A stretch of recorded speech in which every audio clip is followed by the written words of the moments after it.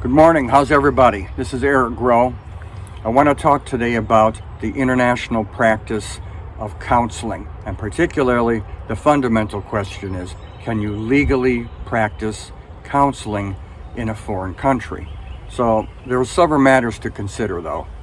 One, what are that country's laws for a U.S. licensee practicing in that country? Two, is that country, does that country regulate counseling? And three, there are often many unseen and overlooked ethics and other risks and safety issues associated with counseling in a foreign country. For example, in Israel, the country, particularly the Ministry of Health, regulates psychiatrists, psychologists, and social workers. So you do need what they call a registration to practice those professions in Israel. Now, counseling is not a regulated profession, so generally you can practice in Israel without a license. Now let's use the example of France. In France, you must be on the National Registry of Psychotherapists. They do regulate counseling, social work, anything in the realm of delivering psychotherapy in France. Now, there are specific requirements, however, in terms of your degree and your training, and they tend to be pretty stringent, but it also appears that France does have the option of exercising discretion in accepting that training and education and experience. So, when in doubt, I suggest you go ahead and apply to be on this National Register of Psychotherapists anyway. So, these are two examples of legality of LPC or counseling practice in another country. Now let's discuss ethics and other risks. Now every country has general laws that are completely unrelated to counseling. Now, particularly, there are aspects of culture that are important to understand in order to deliver services to citizens of that country. Now, an example is Eastern Bloc countries. For example, Romania. The wall fell in 1989. And in Romania and many Eastern Bloc countries,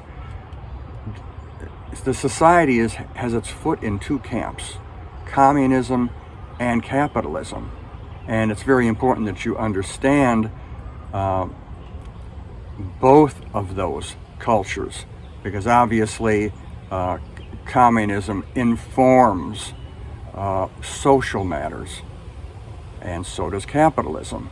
And since you're going to be dealing in social matters and citizens and social matters, it's very important that you understand both.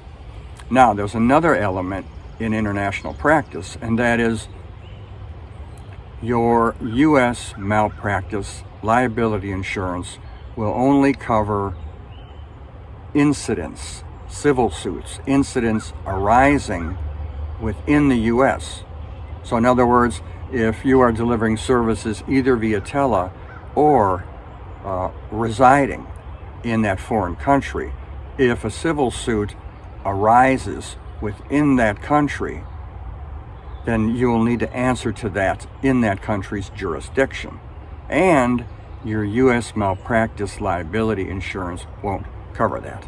Okay? So there are a number of factors to consider, but what is important to start with is determine whether counseling is regulated in that country, because that's going to provide the most information about whether you need a license to practice there.